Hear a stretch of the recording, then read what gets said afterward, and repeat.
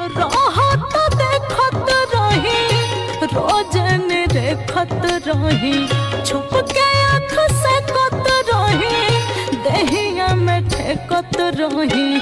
उड़ जाए जहाजिया से भोरवा ये राजा जे